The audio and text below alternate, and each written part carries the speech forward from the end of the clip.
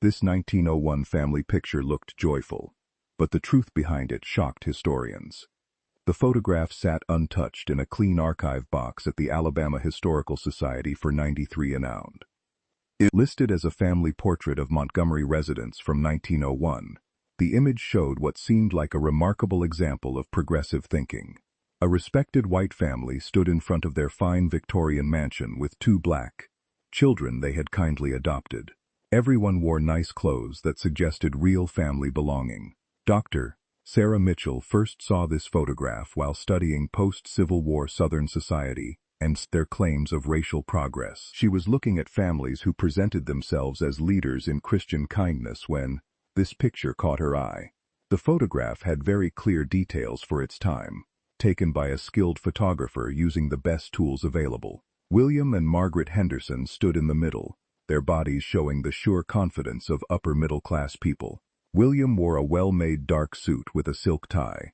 Margaret's fancy dress had stylish large sleeves and detailed lace that showed she came from a family with good money. Their two real children stood next to them, a boy in a small gentleman's suit with brass buttons, a girl in a clean white dress with costly ribbons. But what made this photograph stand out for its time were the two black children clearly part of the family portrait. A girl around 8 years old and a boy about 10 stood not as helpers in the back, but as seeming members of the family.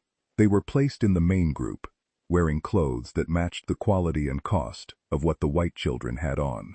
The black girl wore a beautiful dress of good cotton with fine folds and a lace collar. Her hair was neatly done with an expensive silk ribbon. The black boy wore a good suit like his white brother, his shirt clean and white, his shoes shining perfectly. Most important, the two black children stood with their hands held together, fingers linked in what looked like a sign of brother and sister love and shared comfort. The whole scene gave an image of very forward-looking kindness for 1901 Alabama. This was a white family that had apparently gone beyond the harsh racial splits of their time through Christian kindness, taking in two black orphans and raising them as true parts of the home. It was just the kind of proud picture that rich Southern families ordered to show their supposed moral goodness.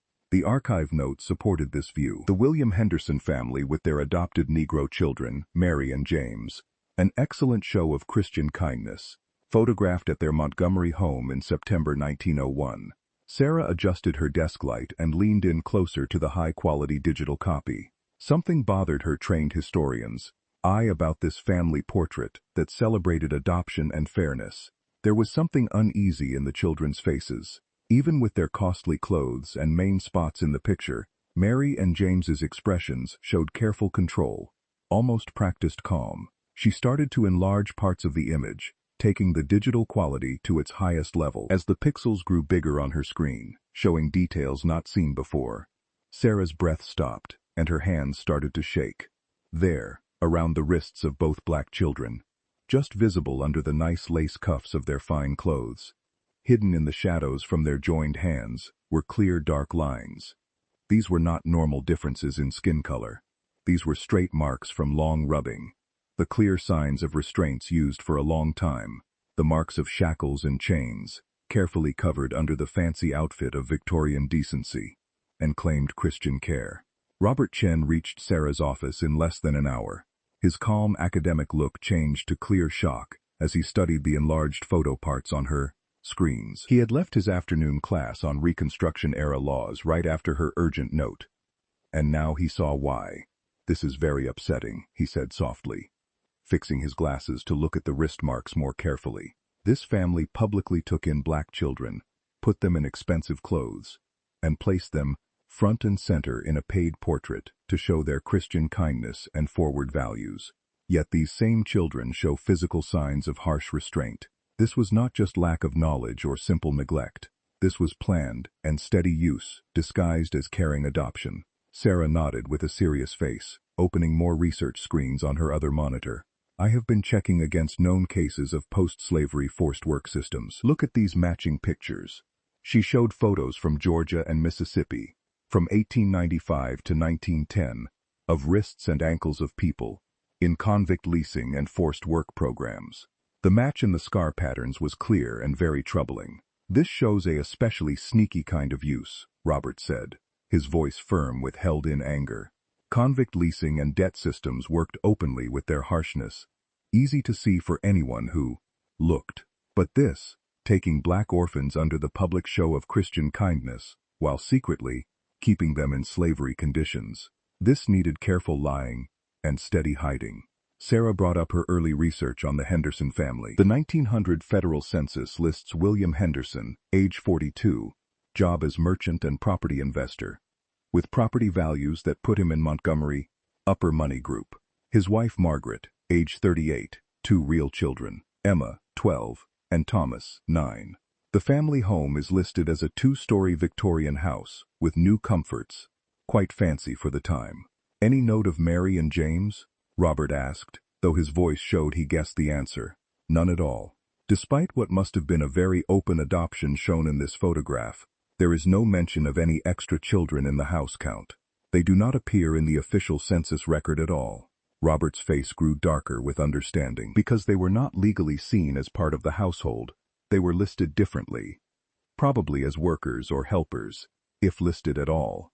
The adoption was for show, a public image effort to improve the family's social position, while the real legal and money relationship was something else.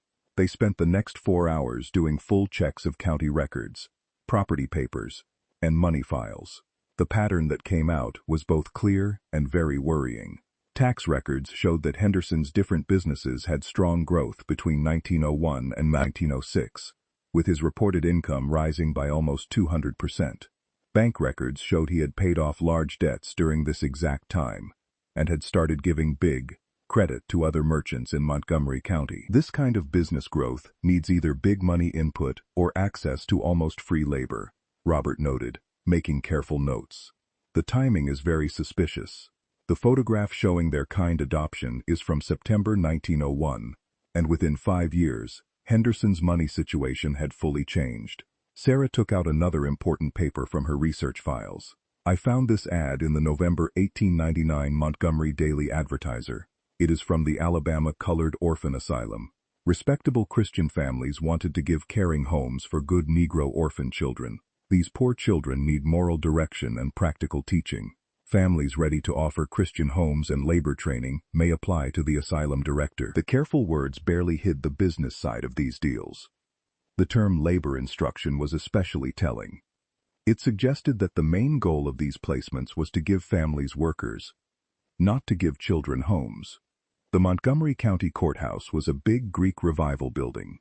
Its basement archives kept records of both the normal rule and the steady wrongs of Alabama history.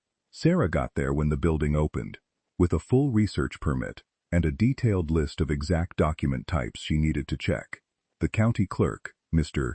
Patterson, who had spent 43 years caring for these historical records, walked her through the controlled storage spaces himself. "You are looking for adoption or indenture records from around 1900, he asked, taking out a large leather book. "We keep full records from that time." The legal difference between adoption and indenture was quite big, especially across racial lines. Real legal adoptions were very rare for Negro children. Most placements were listed as indentures or apprenticeships.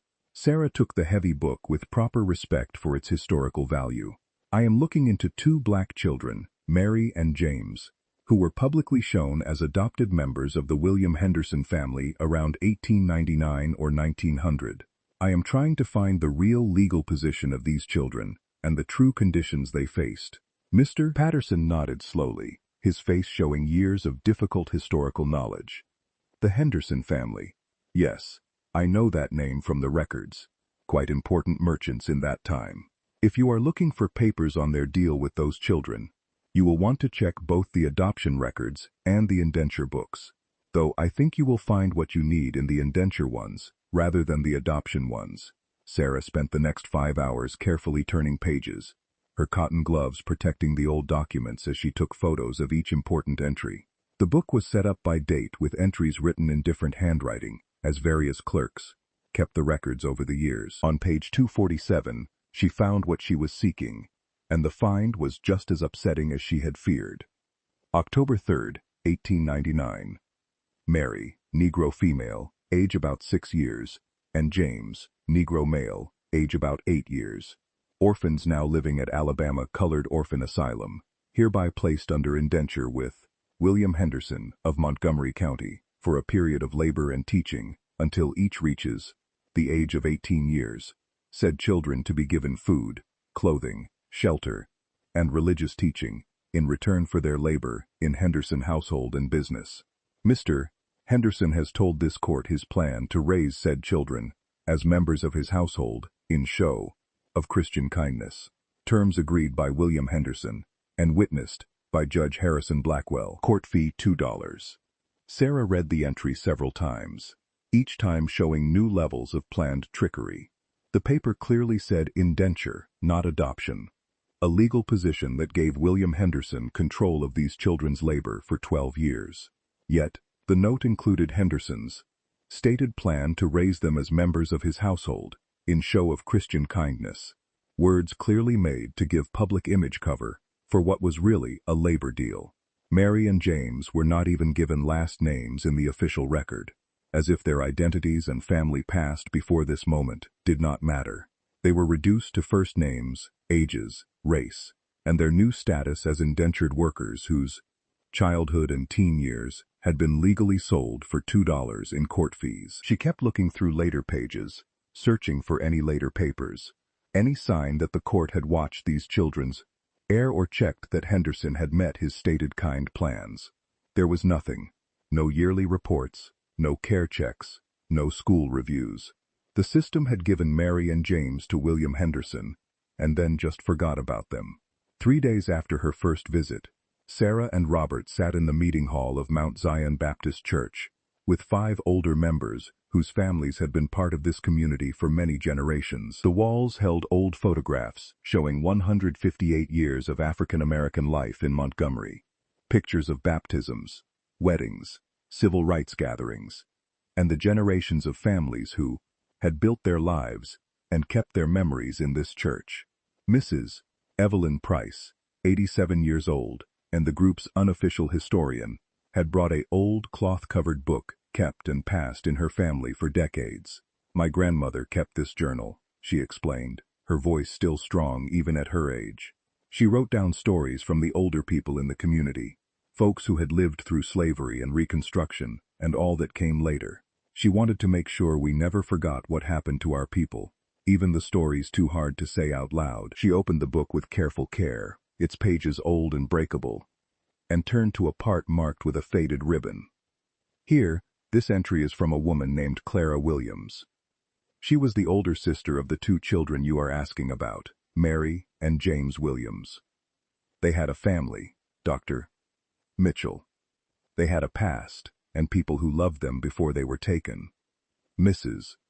R. Price fixed her reading glasses and started to read out loud, her voice steady, even with the deep feeling in the words. My baby sister Mary and my brother James were taken from us in the fall of 1899. I was 16 years old, and my brother William Jr.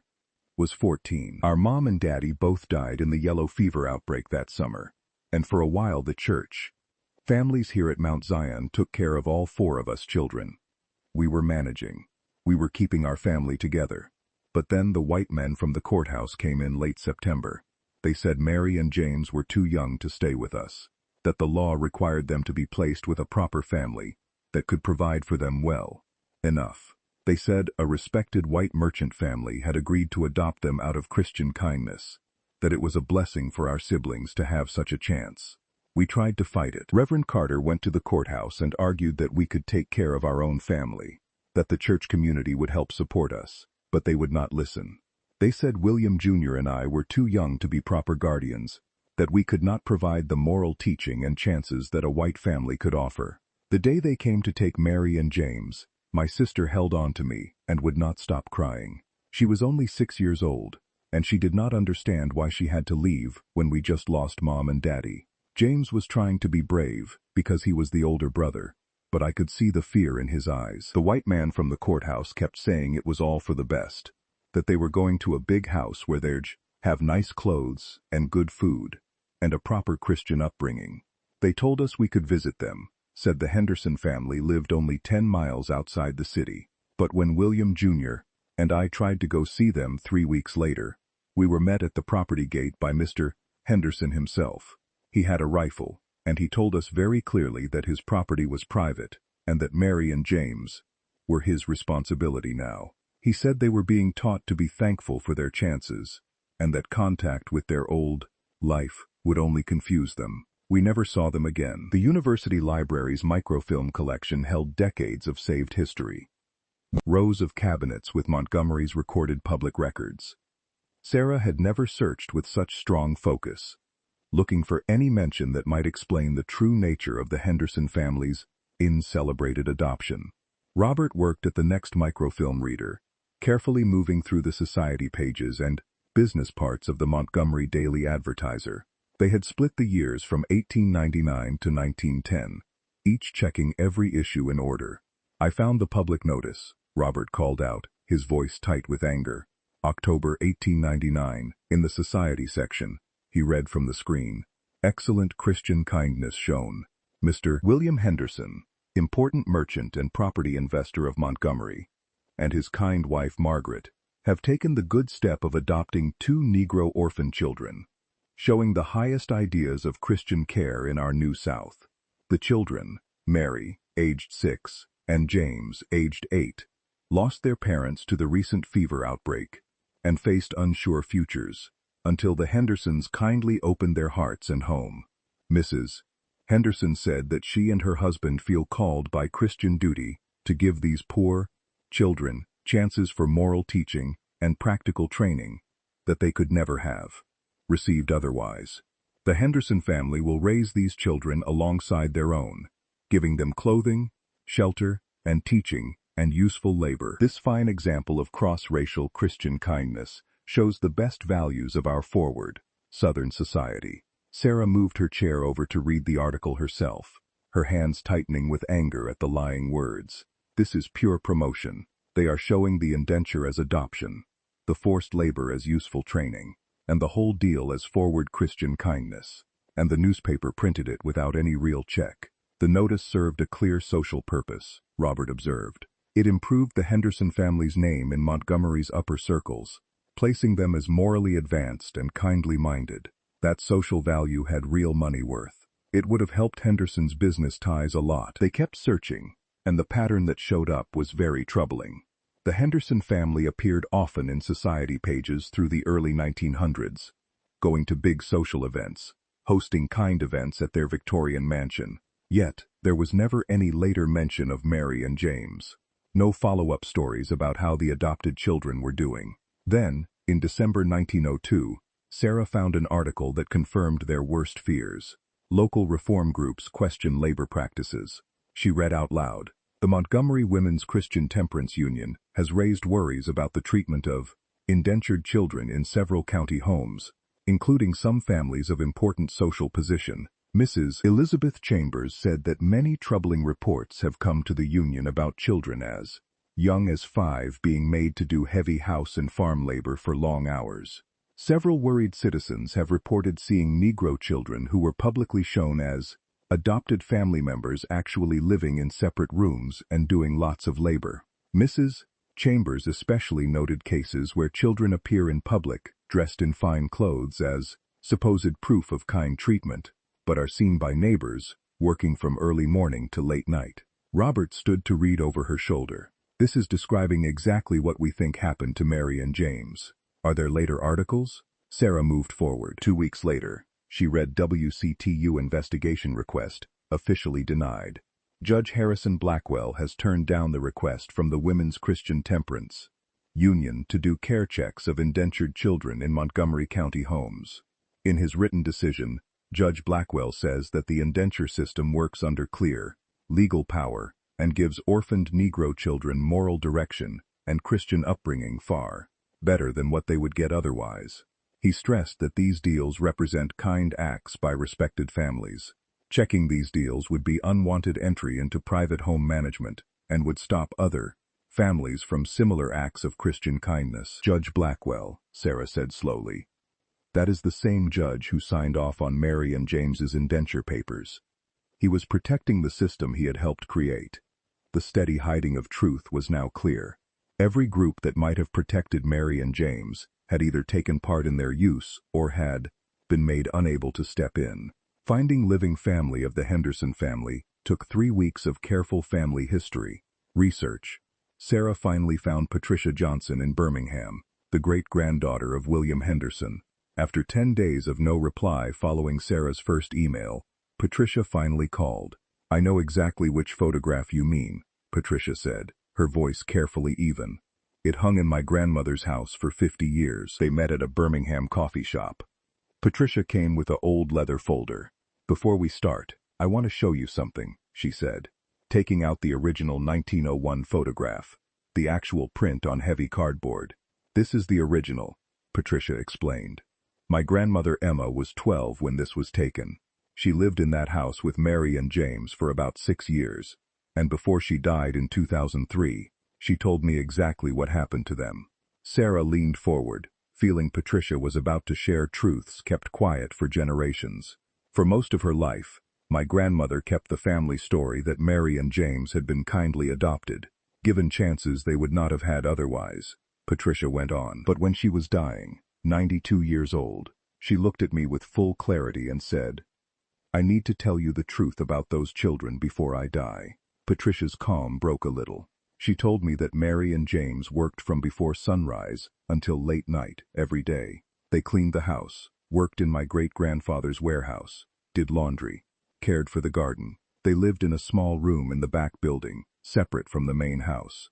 They ate apart after the family finished meals, and when they made errors, they were punished. Locked in their room without food, sometimes beaten." Sarah's hands tightened around her pen as she wrote down this account about steady child mistreatment. "My grandmother said that in public, at church and social events, Mary and James were dressed in expensive clothes and shown as proof of the family's Christian goodness.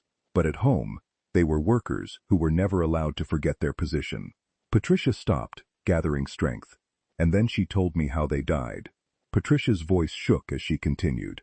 "My grandmother said, it was the summer of 1905, very hot. There was pressure to finish a large warehouse order for my great-grandfather's business. Mary and James were working long hours in the heat, packing and loading goods. They both got sick. Fever, tiredness, probably heat stroke along with poor food. My great-grandfather refused to call a doctor. He said it was laziness. Within a week, they were both dead. Mary was 8 years old. James was 10. Sarah could hardly breathe. Knowing what came next would explain the full disappearance of Mary and James from all records. My great-grandfather panicked. He realized that having 2 indentured children die in his care would bring questions. The public story of kind adoption would be shown as false. His name would be ruined. Patricia's voice broke, so he buried them secretly on the property and told people they had run away. Late one night, he took their bodies to the farthest corner of the land, a section called the Back 40. He buried them there himself, side by side, with no markers, no service. And then he reported to the courthouse that Mary and James had run away during the night, probably trying to return to the Negro community. He even made a show of being disappointed that his Christian kindness had been met with such ungratefulness. Sarah felt the weight of this planned cruelty, not just the deaths, but the deliberate removal that followed.